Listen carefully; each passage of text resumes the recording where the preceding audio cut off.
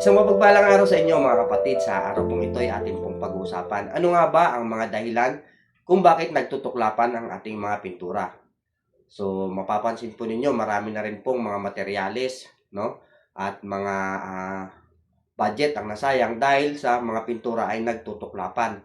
So, marami pong iba't ibang mga dahilan ito na atin pong nararanasan at maaari rin po ninyong maranasan kapag kayo ay nagpipintura na. Pero bago tayo magsimula, introhan muna natin.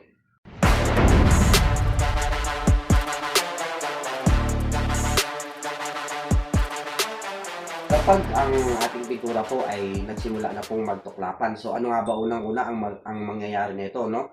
Kung kayo po ay nangongontrata, no?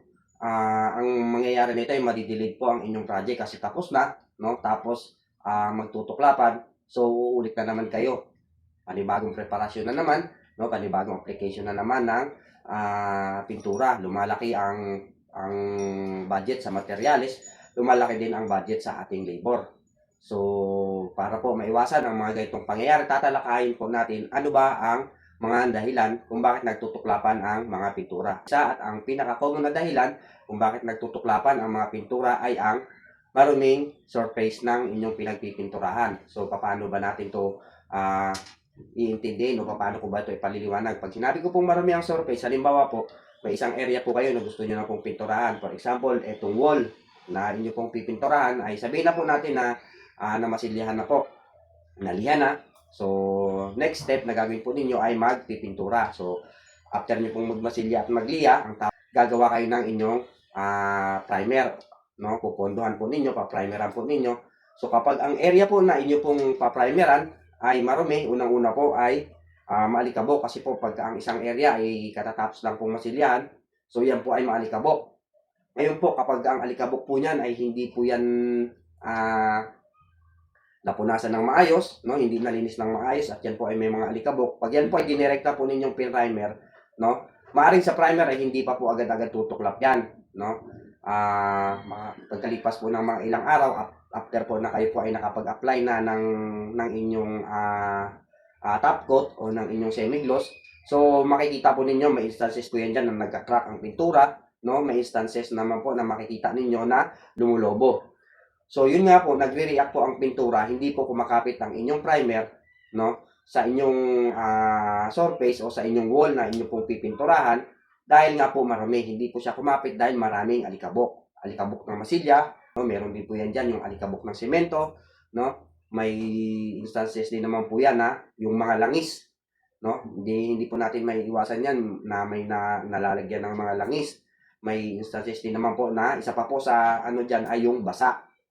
So, dapat po, siguraduhin po ninyo na bago po kayo magpintura, no, ang surface na inyo pong pipinturahan ay malinis.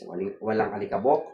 Walang alikabok ng masilya, walang alikabok ng semento, no, walang langis, tuyo, no. Wag niyo pong bastang papahira ng pintura pag nakikita po ninyo na ang area ay basa.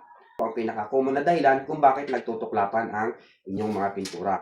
Pangalawa, kadalasan din po yan na nagiging dahilan kung bakit nagtutuklapan ang pintura ay hindi tayo nag-observe ng tinatawag na curing period o curing time. Curing time ng inyong mga pintura, no? Lagi po nating tatandaan na kapag ang pintura po ay bagong pahid, may tinatawag po yan na mga curing period.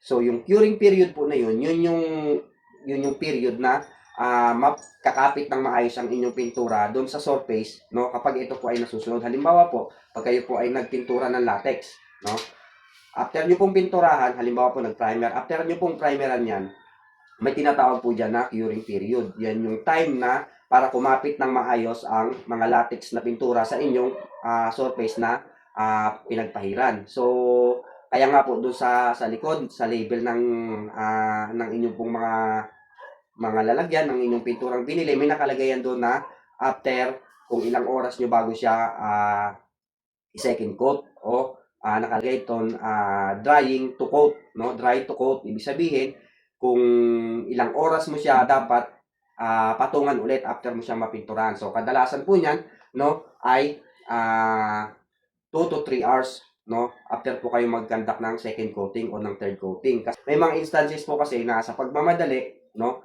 after pong ma-primer 10 minutes, no, sinusundan na po agad ng semi-gloss. So, ang nangyayari po doon, yung inyo pong primer ay hindi pa po nakakapit ng maayos doon sa surface na pagkakapitan ng inyong semi-gloss. Kasi yan po ang isa po diyan sa purpose po ng primer, no, para pag kayo po ay nagpahid na po ng inyong top coat, no, ay kakapit ng maayos doon sa primer. Kasi ang mga semi-gloss po kasi ay hindi yan makapit, no, lalong-lalo na po yung mga latex, hindi po yan makapit kapag wala pong primer.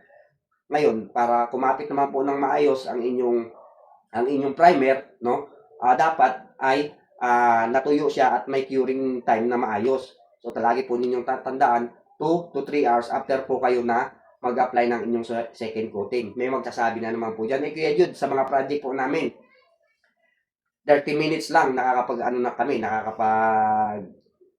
nakakapag-apply na po kami ng semi-gloss doon sa aming primer. So, yun nga po, hindi po natin siya masasabi na magiging epektibo siya sa lahat ng pagkakataon, no? Kaya ang mapapayo ko po sa inyo, sundin po natin kung ano yung nakalagay doon sa label, no? Ngayon, kung pangungunahan natin sila, yan po yung sinasabi na, kumbaga, kayo na, sa inyo na pong ano yun, bahala na po kayo doon. Basta kung sakasakaling magkaroon ng problema po yung inyong pinahid, ay wala na pong sagutin ang gumawa po nung yung manufacturer ng pintura, kasi hindi nyo nga po nasunod ng tama.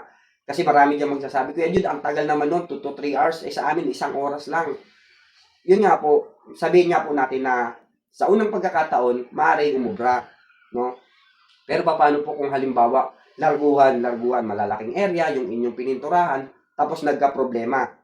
So, sino pong sisisihin natin doon? So, wala po tayong pwedeng sisihin doon, kundi tayo din sa sarili natin, kasi hindi natin sinunod ng tama kung ano po yung direction na nakalagay doon sa label ng pintura. Ang pangatlo po na nagiging dahilan, no, base po sa aming experience, ay ang mga maling kombinasyon ng mga materyales na ginamit sa pagpipintura. So, ano po bang ibig ko nang sabihin? Madalas po tayong nakakakita na meron pong mga nagmamasilya na skin coat ang ginagamit, no? Skin coat ang ginagamit na pangmasilya, tapos ang gagamitin po na pang primer ay kagaya po niyan yung mga liquid tile, no? Ang skin coat po kasi yan po ay water base. Tapos gagamitan po nila ng primer na liquid tile. Ang liquid tile po kasi, no, yan po ay lacquer base. So yan po, once po na pinagsama po ninyo yan, no, magkakaroon ng reaction yan. Maaring hindi pa sa una, sa simula, hindi nyo po makikita yan, no? Pero in the long run, no, nagre-react ang water base na masilya doon sa lacquer type na primer, no?